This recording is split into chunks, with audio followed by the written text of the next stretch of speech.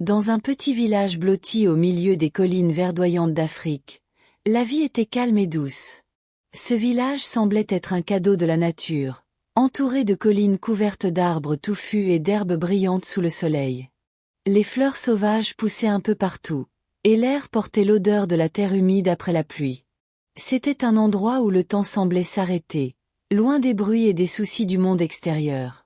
Chaque matin, les habitants se réveillaient avec le chant joyeux des oiseaux perchés dans les grands arbres. Les enfants couraient dans les ruelles de terre battue, leur rire résonnant comme une musique qui donnait le sourire à tous. Ils jouaient à cache-cache entre les maisons en bois ou couraient après des papillons multicolores. Les adultes, eux, travaillaient ensemble dans les champs ou au marché. Ils cultivaient du maïs, des patates douces et des légumes, partageant toujours une part de leur récolte avec ceux qui avaient moins. Dans ce village, tout le monde se connaissait. Les gens vivaient comme une grande famille. Quand quelqu'un était heureux, on fêtait ensemble avec des danses et des chants autour d'un feu. Quand quelqu'un était triste, on se rassemblait pour consoler et aider. Les anciens racontaient des histoires sous l'ombre des baobabs, transmettant aux jeunes les traditions et les leçons du passé. Cette harmonie rendait le village spécial, comme un refuge où les cœurs trouvaient du repos.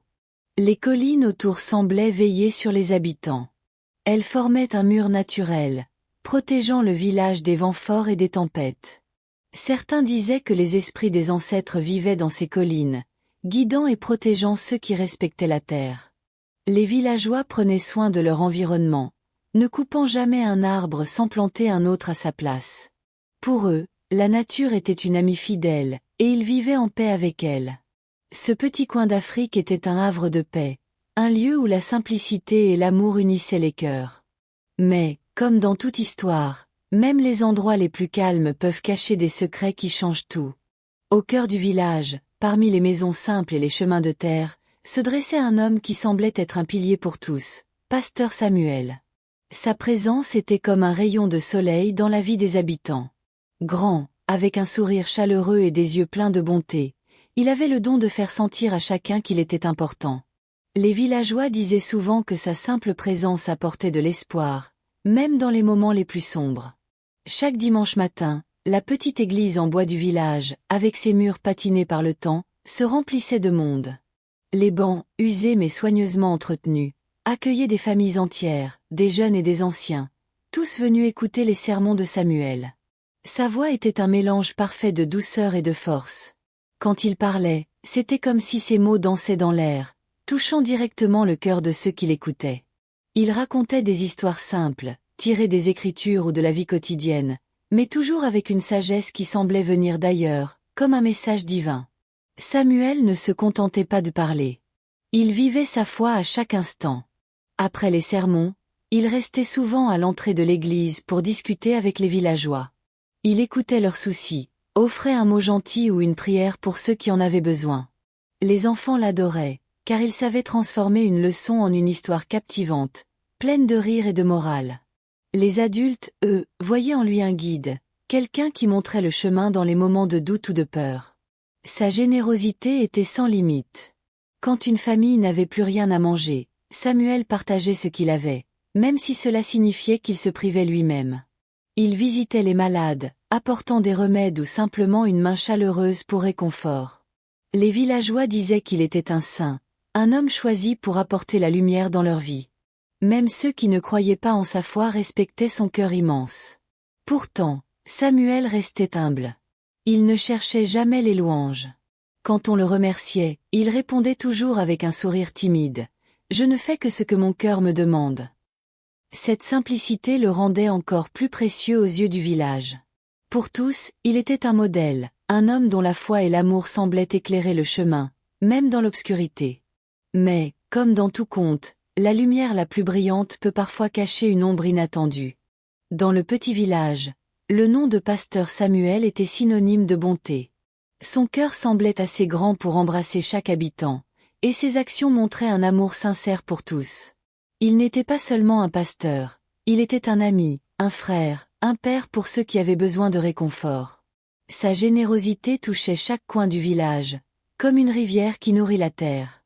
Quand une famille n'avait plus rien à manger, Samuel était là. Il partageait des sacs de maïs, des patates douces ou des fruits qu'il avait récoltés lui-même.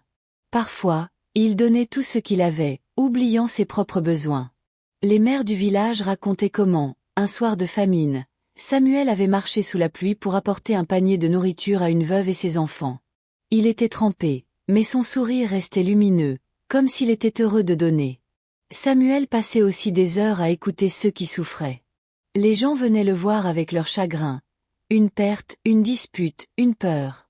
Il s'asseyait avec eux sous un arbre ou sur le seuil d'une maison, écoutant sans jamais juger. Ces mots, simples mais pleins de sagesse, apaisaient les cœurs. Une jeune femme, dont le mari était parti chercher du travail loin, confia ses larmes à Samuel. Il lui donna un conseil: garde espoir, car l'amour vrai trouve toujours son chemin. Ces paroles l'aidèrent à tenir bon. Pour les enfants, Samuel était comme un père. Après les sermons ou en fin de journée, il s'asseyait sur une natte et racontait des histoires. Ses récits parlaient d'animaux malins, de héros courageux ou de leçons sur l'amitié.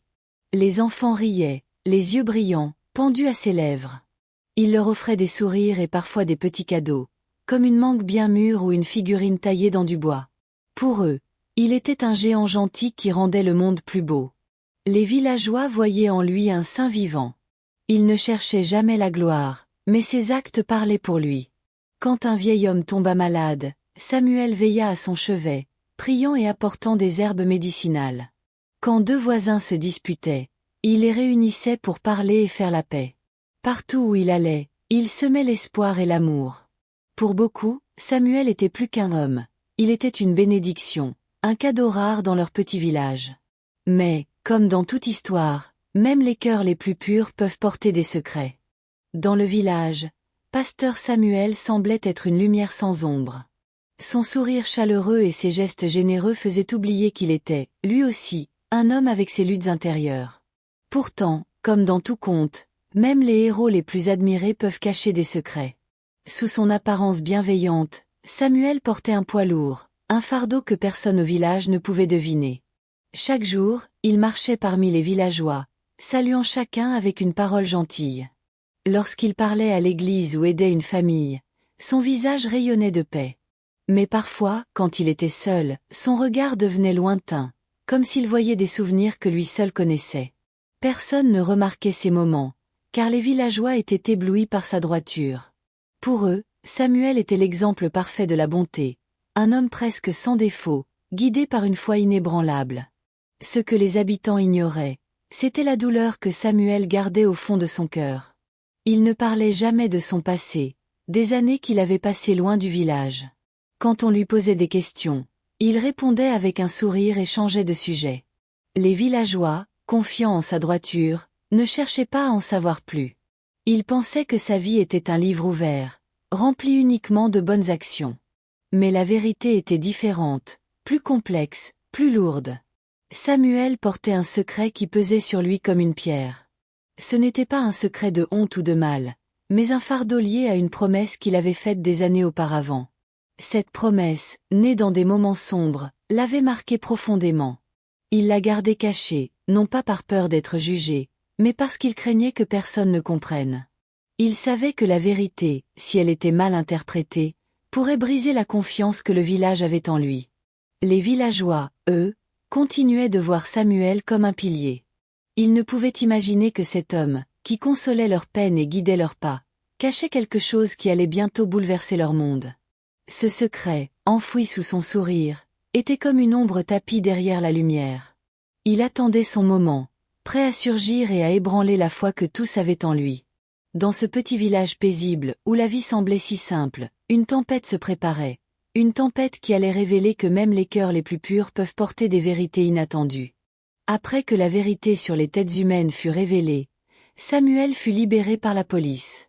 Les villageois, désormais conscients de son histoire et de son serment, ne le voyaient plus comme un monstre, mais comme un homme qui avait porté un lourd fardeau par amour. Pourtant, malgré cette vérité retrouvée, Samuel prit une décision inattendue. Il choisit de quitter le village. Ce n'était pas par honte, ni par peur des regards. Il voulait du temps pour réfléchir, pour méditer sur ses choix et sur le silence qui avait failli tout détruire. Le jour de son départ, Une petite foule se rassembla sur la place du village. Samuel se tenait là, sa valise usée à la main, son visage marqué par une tristesse douce mais aussi par une paix nouvelle. Il parla d'une voix calme. « Je pars pour trouver la sérénité, mais je vous promets de revenir un jour, quand le temps aura apaisé les cœurs. » Ces mots touchèrent les villageois. Certains pleurèrent, d'autres baissèrent les yeux, regrettant d'avoir douté de lui. Samuel sourit faiblement, puis monta dans sa vieille voiture poussiéreuse et s'éloigna sous le regard silencieux de la foule. Son départ laissa un vide dans le village. L'église semblait plus silencieuse sans ses sermons, les enfants cherchaient l'homme qui leur racontait des histoires, et les familles ressentaient l'absence de sa générosité. Mais ce vide portait aussi une leçon profonde, une leçon que le village n'oublierait jamais. Ils avaient jugé Samuel trop vite, laissant la peur et les apparences briser leur confiance. Ce jugement hâtif avait failli détruire un homme bon et diviser leur communauté. Grâce à Mama Aïssata et aux anciens, le village avait appris à écouter, à chercher la vérité au-delà des apparences. Cette épreuve, aussi douloureuse soit-elle, les avait rendus plus forts. Ils comprenaient maintenant que juger sans comprendre peut blesser, mais que chercher la vérité avec compassion peut guérir. Les villageois se promirent de ne plus jamais laisser le doute les diviser. Ils se réunissaient désormais plus souvent, partageant des histoires et des rires, veillant à ce que chacun se sente écouté. L'histoire de Samuel resta gravée dans leur cœur, comme un conte qu'on raconte aux enfants autour du feu. Elle leur rappelait qu'un homme, même le meilleur, peut porter des secrets lourds, et que la vérité, quand on la cherche avec amour, peut réparer les blessures. Le village, uni par cette leçon, attendait le retour de Samuel, espérant qu'un jour, il reviendrait ramener sa lumière. En attendant, il gardait son histoire, un trésor d'espoir et de sagesse, pour ne jamais oublier que l'écoute et la vérité sont plus fortes que la peur. Touchés par la sagesse de Mama Aïssata, les anciens du village décidèrent qu'il était temps de chercher la vérité. Ils ne pouvaient pas laisser le doute et la peur diviser leur communauté. Inspirés par ces mots, ils se réunirent à l'aube, sous l'arbre sacré du village, pour planifier un voyage. Ils voulaient vérifier l'histoire de Samuel, celle qu'il avait racontée au poste de police. Ils décidèrent de partir pour la région déchirée par la guerre dont il avait parlé, un endroit marqué par la souffrance, à plusieurs jours de route. 3 anciens, respectés pour leur sagesse et leur courage, prirent la tête de l'expédition. Ils voyagèrent dans une vieille camionnette, traversant des routes poussiéreuses et des paysages arides. Le trajet fut long et difficile, mais ils gardaient en tête les paroles de Mama Aïssata. La vérité est plus profonde que ce que nous voyons. Ils voulaient des réponses, non seulement pour Samuel, mais pour apaiser les cœurs du village. Arrivés dans la région dont Samuel avait parlé, ils trouvèrent un lieu encore marqué par les cicatrices de la guerre. Les villages étaient en ruine, les champs abandonnés. Les anciens demandèrent à rencontrer les habitants. Ils parlèrent à des survivants, des hommes et des femmes qui avaient vécu les horreurs dont Samuel avait témoigné. Peu à peu, des témoins confirmèrent son récit. Une vieille femme se souvenait de Samuel, ce missionnaire au grand cœur qui avait aidé les orphelins. Un homme raconta comment Samuel avait veillé sur des enfants après la perte de leurs parents, promettant de respecter leur dernière volonté. Ces témoignages éclairèrent la vérité. Les têtes que Samuel transportait étaient bien celles des parents de 3 orphelins, des restes qu'il avait juré de ramener dans leur village natal pour un enterrement traditionnel. Les anciens, émus, comprirent que Samuel avait agi par amour et par devoir. Ils revinrent au village avec ces nouvelles, partageant ce qu'ils avaient appris. La foule, réunie à nouveau sur la place, écouta en silence, les cœurs lourds mais apaisés. Les têtes furent finalement inhumées selon les rites traditionnels. Le village organisa une cérémonie solennelle sous les étoiles, près d'un grand baobab. Les tambours résonnèrent doucement, et des prières furent chantées pour honorer les défunts. Les villageois, unis dans ce moment, pleurèrent ensemble, non pas de peur, mais de respect pour ces âmes et pour le sacrifice de Samuel. Cette cérémonie referma une blessure. Le village, autrefois divisé par le doute, retrouva son unité. Les anciens remercièrent Mama Aïssata, dont la sagesse les avait guidés. La vérité, enfin révélée, permit au village de guérir, prouvant que l'écoute et la compassion peuvent surmonter même les plus grands malentendus. Le village, encore bouleversé par la découverte des têtes dans la voiture de Samuel, était comme un nid d'abeilles dérangées. Les habitants, partagés entre colère, peur et confusion, ne parlaient plus que de cette affaire. Pour mettre fin aux murmures et chercher des réponses, ils se réunirent un soir sur la place centrale, sous la lumière douce des étoiles. Les torchers vacillaient, éclairant les visages tendus des hommes, des femmes et même des enfants qui écoutaient en silence. Au milieu de cette foule, une vieille femme se leva lentement. C'était Mama Aïssata, une ancienne respectée pour sa sagesse. Ses cheveux gris, tressés avec soin, et ses yeux perçants semblaient voir au-delà des apparences. Tout le monde se tut quand elle prit la parole, car ses mots portaient toujours du poids. D'une voix calme mais ferme, elle commença. « Mes enfants, nous avons jugé Samuel trop vite. » Un silence lourd suivit. Certains baissèrent les yeux, gênés, tandis que d'autres échangeaient des regards incrédules. Mama Aïssata continua, son ton plein de compassion. « Nous avons vu les têtes dans sa voiture et nous avons cru le pire. Mais avons-nous écouté son histoire? Avons-nous cherché à comprendre? Samuel a toujours été là pour nous. Il a nourri nos ventres, soigné nos cœurs. Et pourtant, nous l'avons condamné sans lui donner une chance. » Elle fit une pause, laissant ces mots s'installer dans les esprits. Puis, elle ajouta, « Nous avons oublié que même les meilleurs d'entre nous portent des fardeaux invisibles. Personne ne connaît tout de la vie d'un autre. Samuel, cet homme que nous aimions, cache peut-être une douleur, un devoir, une promesse que nous ignorons. Cette histoire nous rappelle que la vérité est souvent plus profonde que ce que nos yeux voient. » Ces paroles touchèrent les cœurs. Une femme, qui avait pleuré en apprenant la nouvelle, essuya ses larmes. Un homme, qui avait crié sa colère contre Samuel, baissa la tête, repensant à ses mots durs. Les villageois commencèrent à murmurer, mais cette fois, ce n'était pas de la peur, mais de la réflexion. « Et s'il disait vrai ?» demanda une jeune fille. « Et s'il avait une raison ?» ajouta un ancien.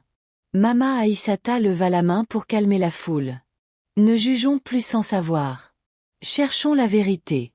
Donnons à Samuel ce que nous lui devons, notre écoute. » Ces mots rallumèrent une lueur d'espoir.